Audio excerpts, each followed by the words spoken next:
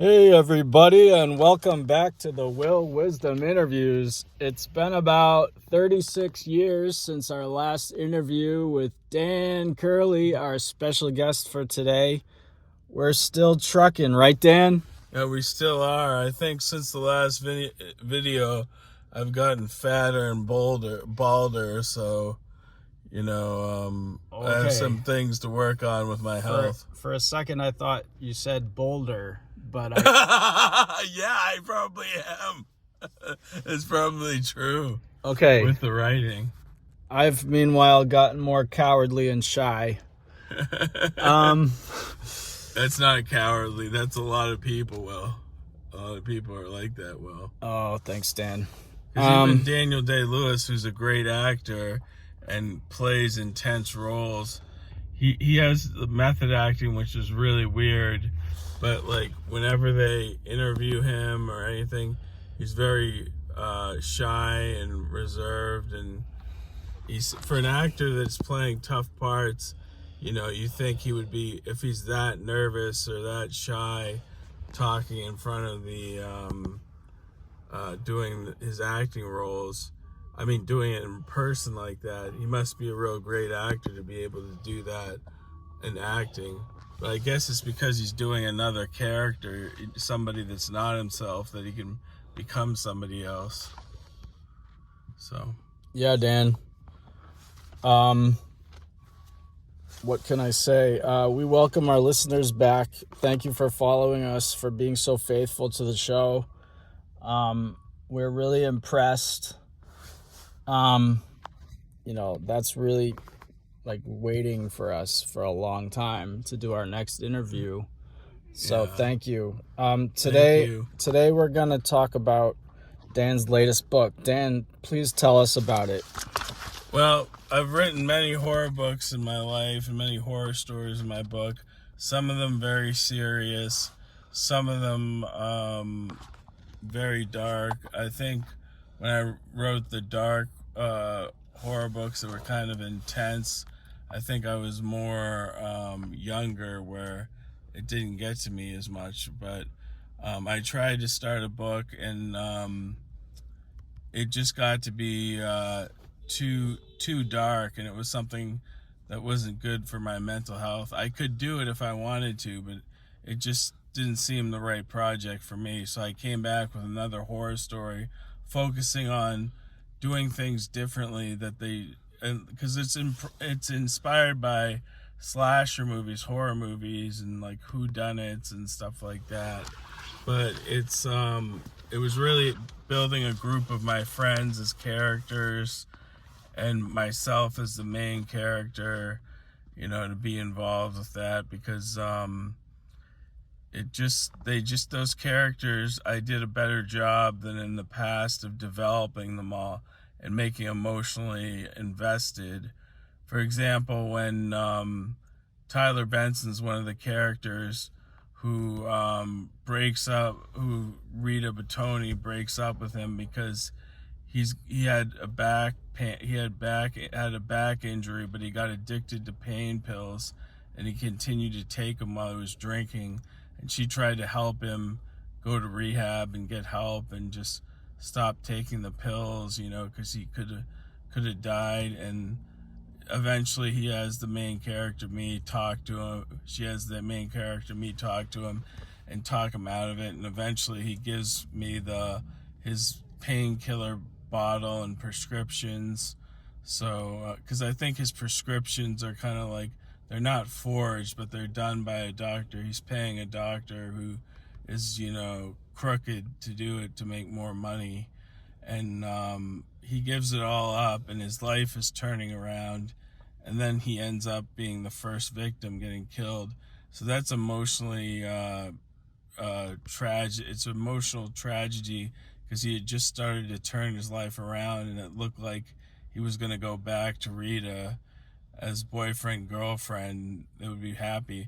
And another thing that my friend Melissa said that she liked about the book is that there's a lot of romance in the story. Like, Pat and Gabby are basically friends that have been friends for a long time. They've gone to dances together. they've spent a lot of time together. They're like besties, but they never they just never had the correct timing to. They were always seeing someone else when, they liked the other person, but they were happy with their relationships with the different people.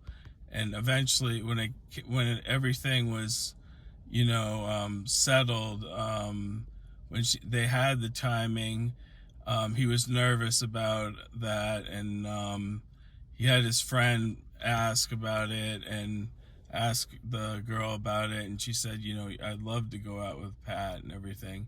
So they get together and they're happy.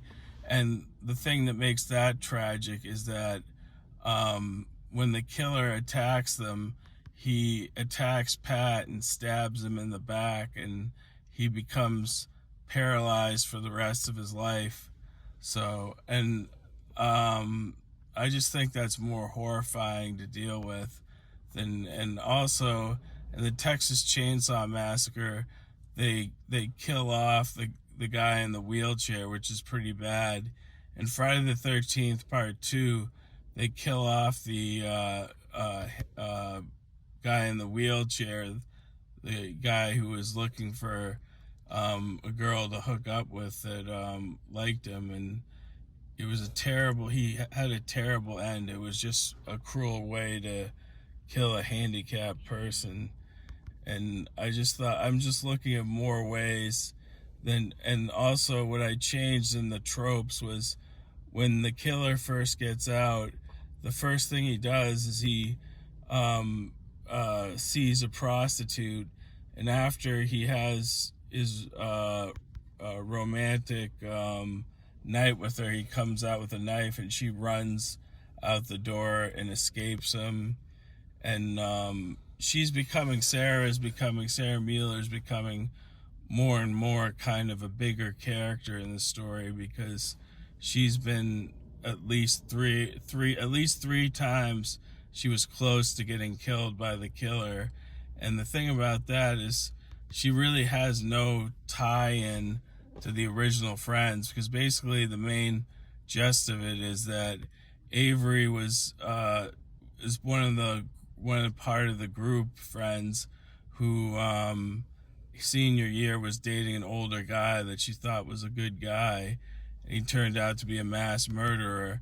So clearly he went to the prison and was going to go to the gas chamber, but and the main character, myself, is trying to help her feel better.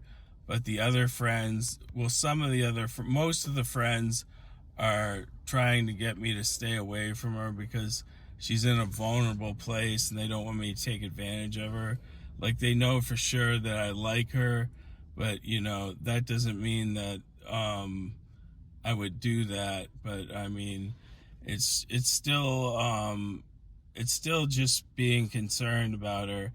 And the romance part comes into play when one of the friends, Paris, says that, she disagrees with the rest of the group, that, it's fun liking someone, and just to have, friends being closer in their relationship being better. And, and another thing that's different about this is Avery, who, had this all happen to her, and, he was like the love of her life, the killer. And after she found out he wasn't what he said he was, it could have created a lot of trauma. Like the guy that the main character, myself, is towards right before the killer escapes and the kills start, a few kills start happening. That's when their relationship was gonna start going on, because Avery really liked him because she knew he was trying to help him and not take advantage of him. But Paris is the one that made those two get together, because she thought that she shouldn't be. It would be good for her to have, not even for him to ask her out, but she liked him and said that she would go out with him. And and when I talked to her as the story goes by, that I asked her, how is she doing and everything, and she says, not doing well at all, but thanks for asking. So she kind of holds in that trauma, where there'll be other movies like Halloween 2018 where Jamie Lee Curtis has suffered from trauma, and it was the focus was a lot about trauma brought on to women and stuff like that. But this was another switch, and also the prostitute escaping is, and she's been in it longer, is a surprise, because you just expect her to be the first kill. You don't expect her to become like a central part of the plot, or a bigger part of the plot, when she really has nothing to do with Avery, who's the boyfriend wants back, and is, he's after her friends because he thinks her friends took her away from him and are gonna try and stop him from getting back together with her. So that's some of it. It's a complicated story, and it's hard to describe because I've done 20 chapters, and I can't remember everything, but 20 chapters and about 15-20 pages a chapter. So that's a lot to write, but I write one. It's been 22 days straight I've been writing this, and I've been writing at least one chapter a day. That's great, Dan. Can you tell us about your sci-fi book and how it compares with the characters in Middlesex Murders? Yeah, I think in sci-fi, it all had to do with about it was like the horror story, in the sense that there was there was a theme of loss and grief by not only your brother, who was playing a character, Eddie Wisdom, he was an alien that came back to help the people on Earth, because like the sole bad alien was going to destroy that planet, and had tried to destroy their own planet, and he's there to protect the chosen one, which is Avery, will be able to run their planet, and get everything back together on top of things. She's the chosen one. So, but there's a theme of grief that's in there, and also about relationships, that a lot of these people, like the main character, he had a wife that died 10 years prior, and he never got together with someone else. And same thing with Eddie, he had a wife that died that he never got with someone else. And when my character runs across a best friend of him and a best friend of his wife that passed, he finally, the alien girl, who's really just takes form as a child, and she's very intelligent because she's an alien, and she tells him that this girl cares about you, and it's time for you to move on, and this is what your wife would want you to be. She wouldn't want you to be alone suffering. She'd want you to be happy, and this person's so close to you that you can trust her, and she really cares about you. So yeah, it's about grief, and this one's more about doing things differently in horror books. The theme of just changing up the stories, so they aren't all about killing people. It's not all about gore. There's not much. I'm like I told you, I've been 20 chapters through, and they haven't even got but one person got killed. So that's pretty good, because I value the story more than the murders. For it to have a good story is the most important thing, and getting that, bringing in the characters to life, and giving them more time to have regular time hanging out and talking about other stuff. Like, I don't want them to just be talking about the killer and all that, but obviously that's something that's going to be on their mind. But they got to eventually change the subject and talk about other stuff. And this is like when they're trying to catch the killer's not, like, they don't catch him all in one night. It doesn't occur in all one night. It'll take time before that happens. I don't know how it's going to end, but 20 pages is pretty far in. But I still think it needs to be a real long story. But definitely has themes of love and tragedy. I can't remember what I was going to say.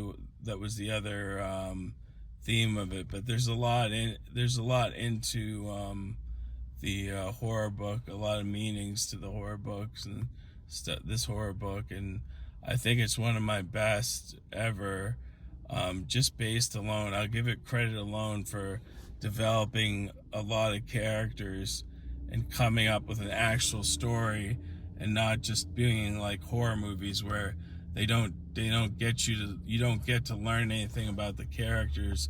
They just start killing them off, and who cares about them if they don't know anything about them?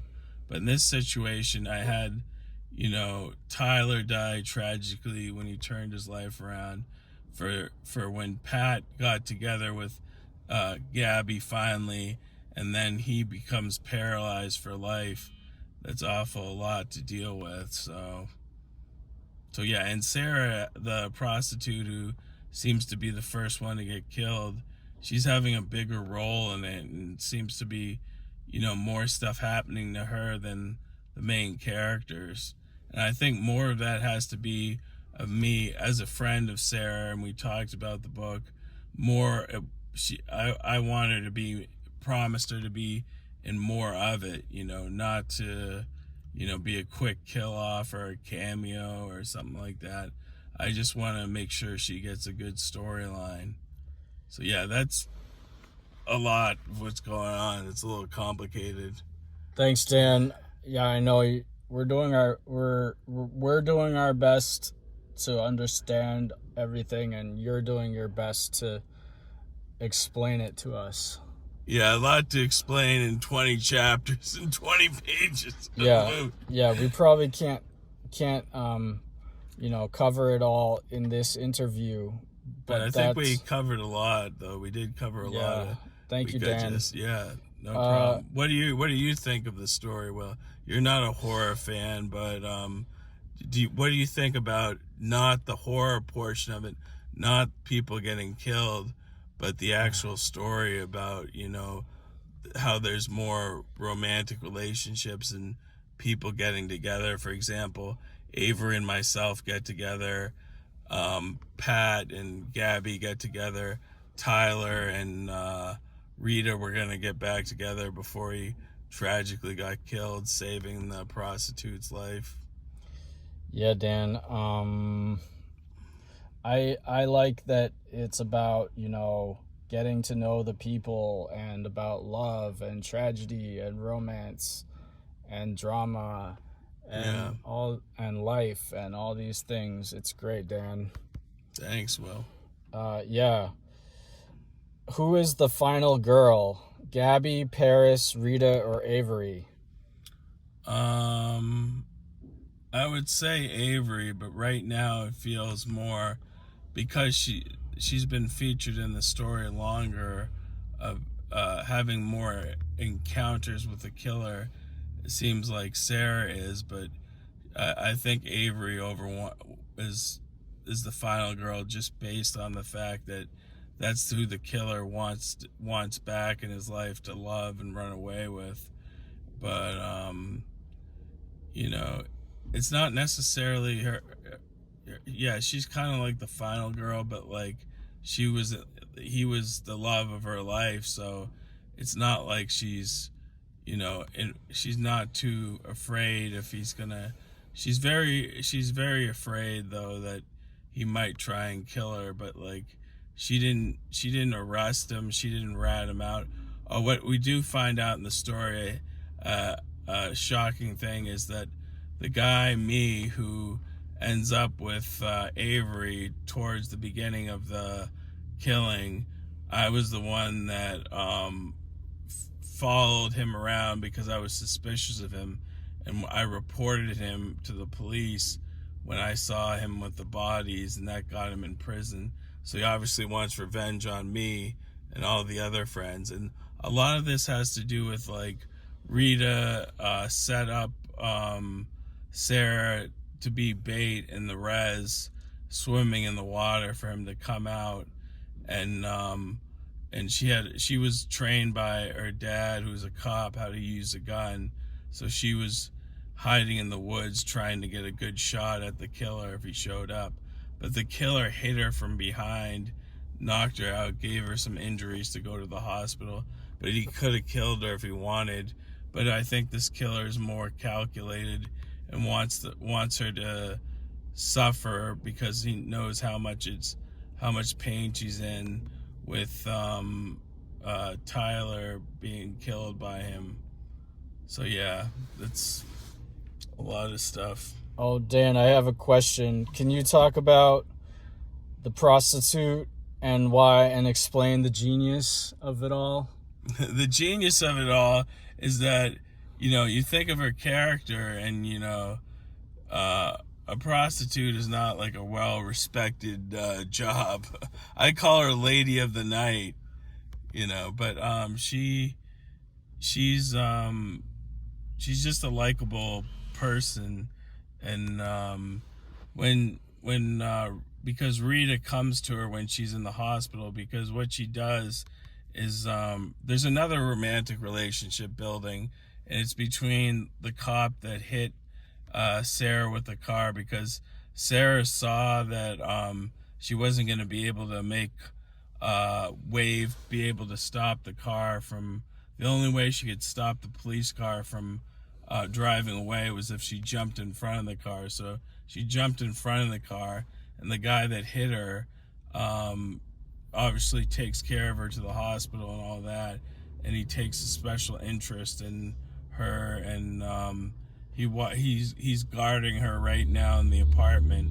And oh yeah, so far I did have them have a conversation, but they really clicked and really liked each other, and so they're together now. So that's another thing I forgot about. There's a lot of romance to the story, so it's not all scary, stuff, but it can get scary. I'll see what I'll do, but I really don't want to kill off a lot of these characters. But like in horror stories, like you really somebody has to go, a few people have to go that you care about. So it'll just be a question of, as I go along, who are like the most people they care about, and like if I go and find 3 people that they care about, I'd probably have 2 survive and the one they love the most die, because it would have the most impact. Oh, impactful, right? Impactful, brother. Dan Curley is one of the most impactful authors in the Boston area, by the way. An impact player, if you will. Probably the most impactful.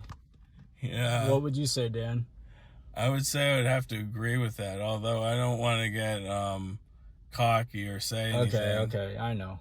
I want to try and be humble, but I know my writing's good because I've had bloggers on my blog try and get me to guest host, and they've told me that I'm a good writer. And since it's coming from somebody besides, like, I've had compliments come from people besides my friends, and like I feel like my friends really like it, but it's not like even if my book wasn't that good, it wasn't like they would say, "Oh, your book sucked," because they're my friends. They wouldn't tell me they probably wouldn't tell me the truth.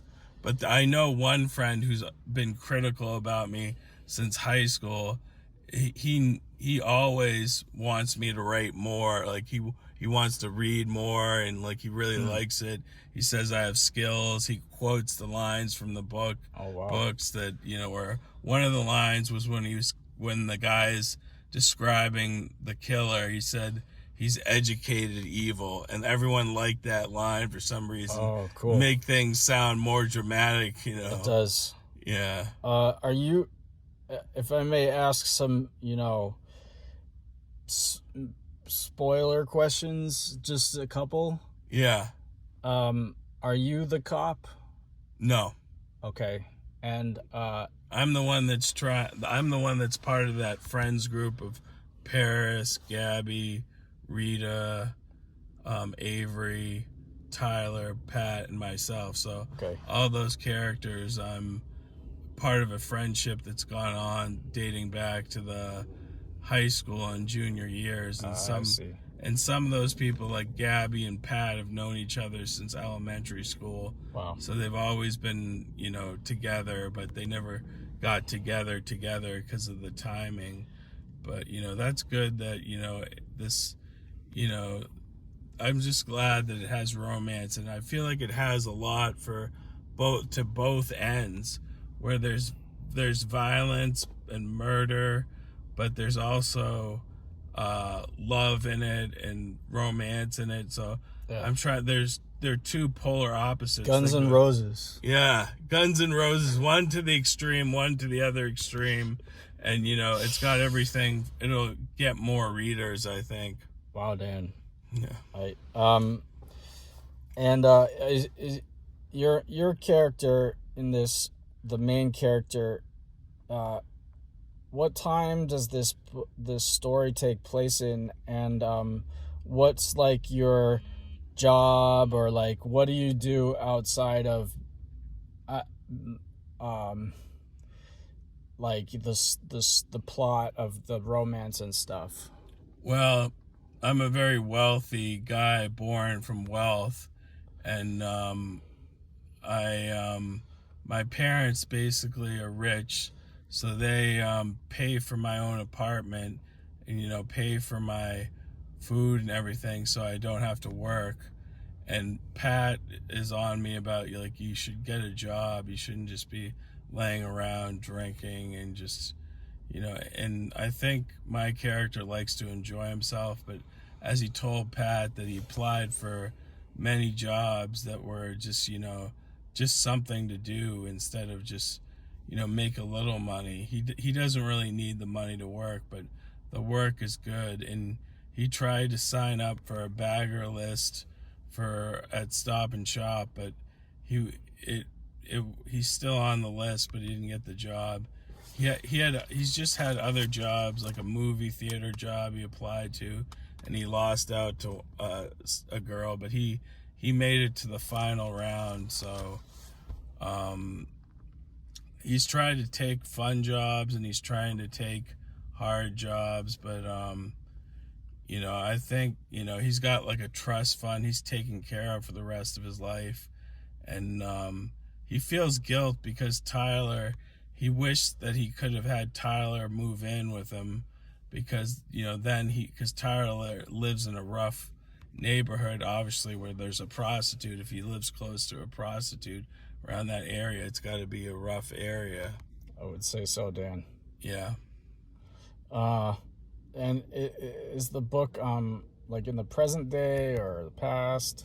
It's kind of a mix. I think it's more fantasy, because I have it during different times. Like example, I use wrestling, and I'll have wrestling stuff from 2002 that I think it's like, I think it could be like any time.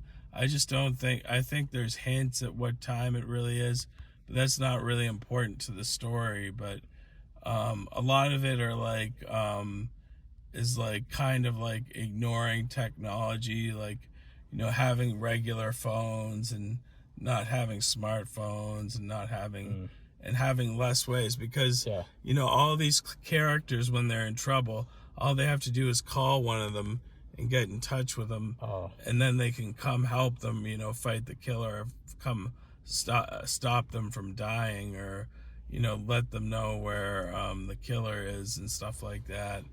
And actually, Kadeem, who's the deputy, he's not the sheriff. the sheriff demotes him because he has a drinking problem, and also she doesn't like that she feels like he encouraged the teenage kids to try and bring the fight to the man that, you know, killed one of their best friends and who they got to protect Avery from. So yeah, and it doesn't work out too well for Pat. He's the only other man in the story, and he becomes besides Kadeem and me, he's the only other one that could help defend the women, but he's paralyzed now, so he has that to deal with. And like I said, I don't think I'm gonna kill him off in a wheelchair. I think one of the craziest horror books I wrote, I actually had a woman in a wheelchair get killed off. Well, Dan. I can't believe I went that far. Well, Dan. But it's different now, you know. That was probably 25 years ago. Okay. Right now, if it's too dark, it messes with my mental health. I just can't write like that anymore. Yeah, Dan. Like, that must be like a great accomplishment to like move on from killing handicapped people in your books. Yeah. Like I am on an 8-day streak of scandalizing people, and I'm trying to break that today. All right, Dan, sorry, I do have one more question, an important question that I have to ask. Are you the killer? No. Okay. We all know who the killer is. He's the one that dated the girl. But of course that Sarah the prostitute saw what he looked like. He wasn't wearing a mask, so he saw what he looked like, and Rita had the picture of him because he was hanging out with the teenagers and Avery when they were seeing each other, and she has a picture of him, so she shows it to him and says, like, is this the guy? So then when she says that, the police know who she is, knows who he is, and she knows who he is, so she knows that she's not going to be, you know, that she can get her revenge on the guy for killing the love of her life. And yeah. Okay, Dan. Let's review. What would you say if someone says your book sucks? I'd say thank you for your opinion. That's very balanced of you, Dan. I am not saying that at all. I just horror is not your genre, so it's not, but everything you said about, you know, expanding the characters, their relationships, love, tragedy, all of that is very interesting, Dan. Thanks. Makes me want to read it. I think I speak for all of our listeners. Yeah, 20 chapters 3, and there's only been one killing, so that's pretty good. That's like Rambo First Blood, almost, like kind of like that. I don't think he kills anyone, or maybe one guy in the whole movie. He just what's it called? Injures or debilitates them, stops them, paralyzes them, stuns them. He stuns them. Yeah. But I don't think he kills them. Anyway, thanks, Dan.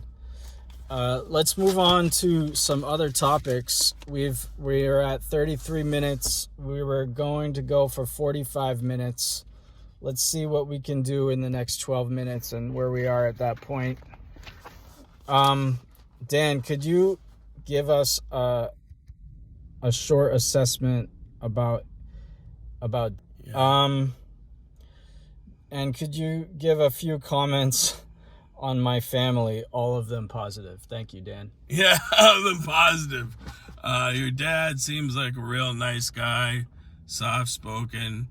He's not like your mother. Your mother is always nice and always talking to me, and I think she sees, bless her heart, I think she sees the good in everyone. And she definitely I think she's a religious person. I think that's really good for her because she's it just makes her even more kinder, and she I don't know. I think she has a lot to deal with part of having kids is you get trouble, and she does have a lot of stress on her, like my mother. So that can be hard, but she seems to handle it all right.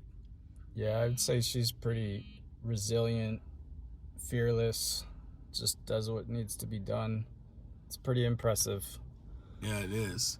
Um, And I'd say Eddie, I really like Eddie. He was funny. He came over my house. He was over my house with my sister with knives, asking for permission to call her sister's friends to ask if they wanted knives. And then Eddie wanted to buy my car.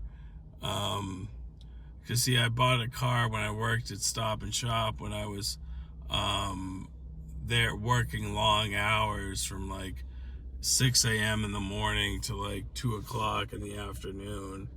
And I remember working on New Year's Eve. No one showed up, and it was just me and the bagger talking because, maybe two people would show up. And, but I had to stay till midnight when they closed. So it was, I didn't like some of the people that worked at Stop and Shop, but it's funny now when I look back at those days, they were some of the happiest days I ever had, because not everyone's perfect, and and everybody, not everybody likes their job, so it's okay if you don't like your job, but I really liked my time there. I made some friends there. Sadly, one of our friends passed away. I don't know how he passed away. I know he was into drugs, but I'm not sure that that's what killed him. I can't say it for sure because I have no evidence. But sometimes with someone that young, he was a few years younger than me, it's either got to be like a undetected problem that he had that the doctors didn't catch and caused him to die. I don't think he had cancer either, but he was pretty much a good guy, and I spent some time with him for a while, and then sort of drifted away. I just remember him calling me up on Christmas trying to get me to tell him how to hook up his PlayStation 2. Okay. And I'm not good at stuff like that. okay. So he got frustrated with me, and I said, maybe you should call someone else who, knows more about game consoles. Okay. Because other than Sega, PlayStation 1 or PlayStation 2 is all I've had. Excellent, Dan. What about Lily? Yeah, I don't know much about Lily other when she was younger. I think she was real young, like not an adult yet, just a kid. So I don't know. How old is she now? I know that 15 years ago, I saw her when we were watching the Celtics finals game against the Lakers. Luckily, we didn't watch Game 7. I would have been cursing like a sailor Yes. in your home, and I don't think your mother puts up with people swearing. No, she doesn't. But I didn't. When I went over your house, I tried to prep myself for when I get involved. I get really into these games. Yes, Dan. So That was risky, actually. Yeah, it was. Because you know me. Sometimes I'm sensitive. Sometimes I get angry. So. Well, sometimes my mother does actually swear herself, but it's in a very self-aware, balanced, objective way. That's good. With purpose. Yeah. So let's go to our next topic. Silent prayer, how it helps a lot. Dan, could you explain? Well, silent prayer, I think, allows me to pray more than once. I don't like people listening into my prayers but it's not like anybody's gonna say anything about it. But I like when people aren't around that are late at night, because I've been texting Will late at night, and usually that's when I say my prayers for Roman and for Will and for Christy, and I sort of fallen off the wagon with that. I said I was doing them 4 times a day, but just lately I've had some hairy stuff happen to me, so I haven't had the time to do it 4 times, but I think I can do it once or twice. Do you think it matters if you pray an hour later after praying? I think that's fine. I think that's good if God is calling you to pray even just an hour after you already prayed. St. Paul says pray always, so I think it's fine. Yeah. As far as your daily plan, I've been taught, I guess, by people I trust, that it's good to plan to pray for a set time, maybe in the morning, and then in the evening, a certain number of minutes, 10, 15, 20, 30, whatever works for you. And but then if you find yourself praying in the day, I think that's good to do. Yeah. Another thing is sometimes my prayers can be sort of quick, because sometimes I pray for you, but I can't remember. I have to look up at my phone the things you say you want to pray for you. Some certain things you've told me before you wanted me to pray for you about, and I did. And just when you're not feeling good, I prayed, and then the next day you felt good, because I feel like God hears all our plans, but like you said, sometimes he has other plans, or sometimes he requires you to pray more. You have to pray more for God to really accept your prayers, and do the good things. Like, for example, Will was in a better spirits the next day. Will, in some serious situations, Will prayed for me, and some real miracles occurred. So I do believe in God and prayers, but I believe sometimes with people with certain situations, you have to pray, every day. Try and pray as much as you can each day, and it's a more long-term thing. I don't think if you I think that things will get better over time. Like you were saying, things were getting better, improving a little bit each day. And I think some things are a slow build process that you don't fix overnight. It's not possible to just pray for 3 or 4 times in one day and expect the next day for the person to be everything solved, or things better. But I think if you do that, I think things would be better. But I really like silent prayer. It helps me remember, helps me think of what other things I can say when I think about the person lately. But I pretty much have a good memory, so I know what to pray about or pray for, and I know what to pray for you for. And if I forget what I pray for you, I can always pray for your family, which is just as good. Thank you, Dan.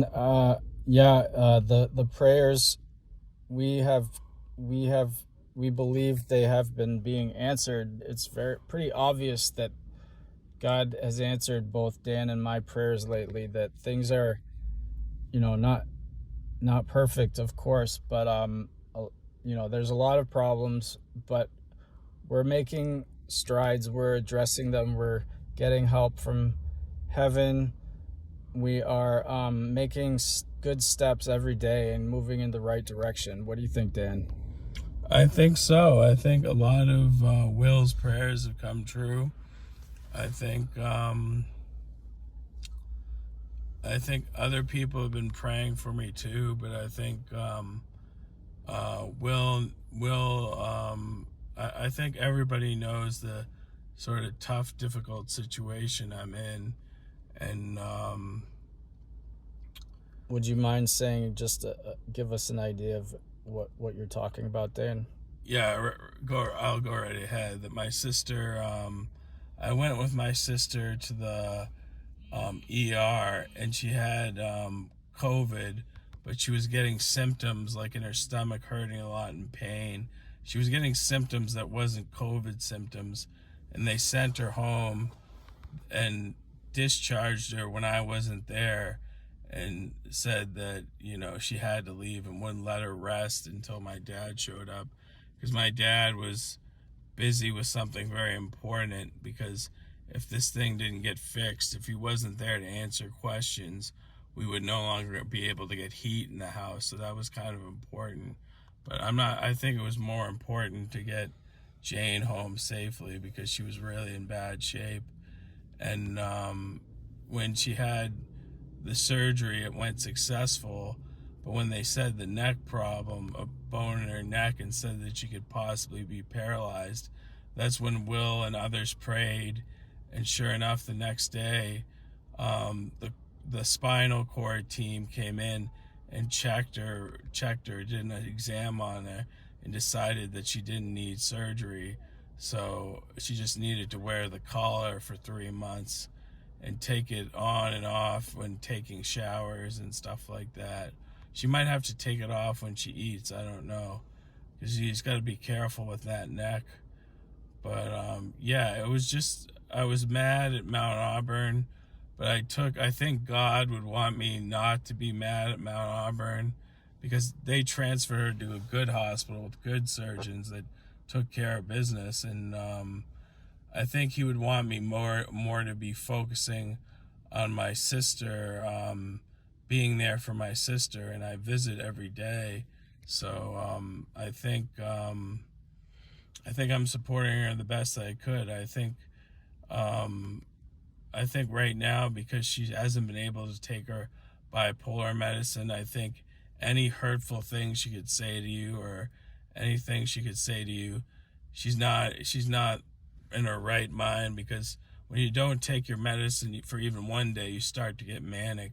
But after not being able to eat or drink, and they can't give you the pills, after that, you get worse and worse. So I see she was crying, and she was, upset, and it was kind of horrible, and I kind of understand. I feel like she could say anything bad about me she wants, because I remember one relapse I had with bipolar. I was kind of in that situation. I was kind of mean and aggressive, and I would cry sometimes. I was all screwed up. So because they didn't find the right medicine, and I didn't know, they expected me to come up with medicines to try out, and I had no idea what to pick out. But that's a lot. There's a lot to pray for at my house too. Well, thank you for those words, Dan. Yeah, thanks be to God for answered prayers for Jane and her neck, and everything, and everybody who may be listening, and all of our family and friends. Yeah. We put everything in God's hands, and we thank him for hearing and answering our prayers always. Can you, going back to silent prayer, can you explain what you said? If I forget something or mess up or miss something, it's jumbled, but it's okay. Yeah, well, it's because when I pray, I want to make sure I'm not just, it's easy to just say, I'm saying a prayer for Will, I hope he gets better. I like to, and same thing with Debbie, because Debbie had a difficult situation, 2 difficult things she was dealing with. So I felt like I had to, I pretty much can remember like what you've told me, and because we communicate like every day. So I remembered the stuff that you told me, and if I forget, I can look on my phone. I just want to make sure it's a thorough pray and everything gets covered. So if God answers my prayers, he'll get everything that I say, and not just like if I just say, if Will is dealing with more than one situation, say if he's dealing with 3 situations, I want to be able to mention all 3 in my prayers and not just say prayer like, make Will feel better tomorrow, please help him get better. I'd rather, if I feel like there's more of a chance if I get specific, and sometimes I forget about all that. So that's another reason sometimes I pray second times if I remember that I didn't pray for certain things that like for things she needs to be prayed for. So I just want to make sure that my prayer, like you said, my prayer usually doesn't last 10 minutes. It's usually short, but I usually cover everything that needs to be covered. That's nice, Dan. Simplicity is good, and also I think it is good to be specific with our prayers and telling God exactly what we mean, even though he already knows.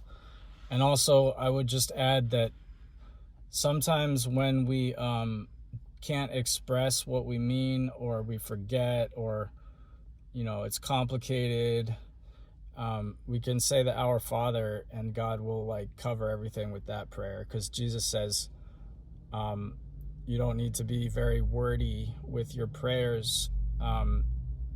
God, our Father, already knows what you need.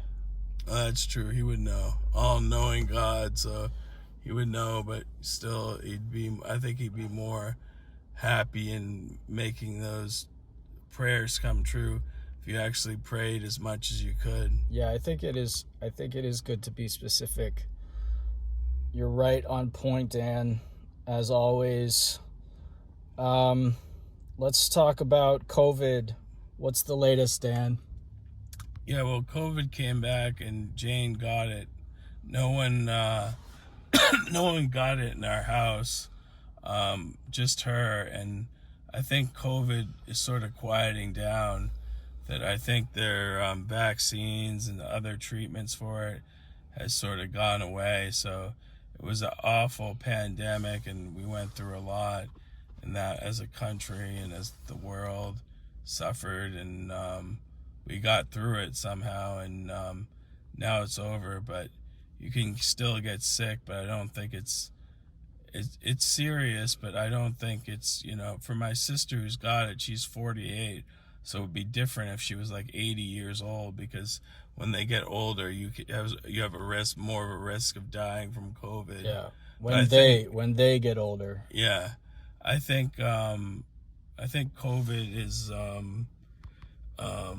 less spread, and even if you get COVID, you have better treatments than we did during the pandemic. Yeah. So by the way, sorry to interrupt, Dan. I know our last interview, which was Dan Curley interview number 3, it was about an hour. I think that was about I don't know, maybe about just give or take about 10 years ago. So yeah. just to update our listeners who've been, waiting that long time for our next interview on the edge of their seats, barely able to breathe with anticipation. Yeah. We're passing sorry out on the ground. Yeah, we apologize for that, really. And we're glad you're okay. There was this thing called COVID that happened 6 years ago, and yeah, that we're talking about it. It was like a virus that spread around the world that, in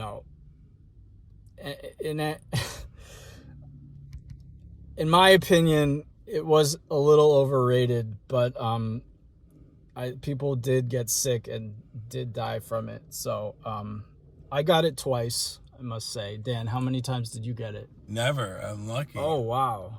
Because they had a lot of COVID in my building, but when I found out there was COVID in my building, I said, screw this. I'm not going to my apartment and getting it. Because a lot of people were catching it. Okay. Dan, do you think masks are necessary? Do you think they're safe? Tell us about masks and COVID. Well, I think if you're going to school, a big school, or if you're going to the hospital, if you're sort of going to a place when there's a lot of people, I think the mask would be good. But overall, I think we survived without them, and it doesn't seem like COVID is hiding behind every door. It seems like COVID has sort of kind of died off. Like, you still get it once in a while, but I think in Jane's situation, why it's affecting her so much is because she's in so much pain from the small intestine that had to have surgery on. It was major surgery, and it was just a few days ago. And the fact that she can't get her medicine, she has a lot of suffering that she's going through. And obviously COVID's an added layer to that to make it worse. Thanks, Dan. Just to summarize, does silent prayer give you comfort? Yes or no? Big yes. I really like silent prayer. Thanks, Dan. But thanks for the tip on saying Hail Mary. If I completely forget what I'm going to say, or anybody like that, I can always say 3 Hail Marys, one for you, Roman, and one for the pot. Yeah. Nice. So yes, we are praying as much as we can for our family, loved ones, and listeners. Moving on to the next topic before we approach the hour. Aging. Dan, tell us, I guess I heard you're going to be 42 in April. Could you tell us about that? Yeah, well, I feel like I've gotten older now. I'm middle-aged and crazy, or just crazy, and the new 20. They say 42 is the new 20. But yes.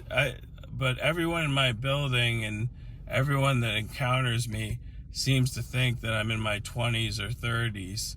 So I think I don't feel that bad about aging, but I'm still not a young chicken anymore, and it's I miss my college years. I miss all the good times I had, but I still enjoy doing my writing, and I'm pretty consistent with keeping that up, and that always makes me happy. So I figure whatever age I'm at, I'll be doing fine. I've obviously, and we should pray for Steve, who passed away a while ago. He was one of the nicest guys in the apartment building. He would call me Danny Boy, and sometimes he would talk about the Celtics, but he tended to smoke a lot, and he liked to smoke in his privacy. So I made sure I went over a couple times to talk to him, and I just think that he never had a bad word to say about anyone, and it's too bad he got the cancer and was in hospice care in the apartment, and then when they let him go to a real hospice care place, that he died the same day. Oh, sad. Wow. Yes. What's his name again? Steve. Okay, we will pray for Steve. Dan. Well, thank you, Dan. We are reaching the end of our time. Both of us have a lot of things to do, right, Dan? Yep. Okay, so it's time to go. Thank you for listening, everybody. Thank you. All right, see you next time. Next time, brothers and sisters. Hey, everybody. Will Wisdom here. Hey, did you just enjoy that exciting interview with Dan Curley, world-renowned author? Well, even if you didn't, please consider subscribing to our premium or even our elite subscriptions. Both of them come at one low monthly price of $0 a month. The only difference is when you get the elite, you pay for it every week. Anyway, services provided. Well, actually, there's no services actually provided, but it does come with our 24-hour guarantee, which is twofold. Listen up, ladies and gentlemen, twofold. Okay, first, we guarantee here at the Will Wisdom Interviews to provide one interview every 24 hours. That's right, every single day. every single blank day. And then on top of that, we guarantee to post that on the intraweb within 24 hours. That means you'll get up-to-date, engaging, heart-throbbing content, and you can become, interested in this podcast. And then finally, I'd just like to mention, it's important so that we don't get sued. The 24-hour twofold guarantee is not actually guaranteed. It might not actually happen. Thank you for listening.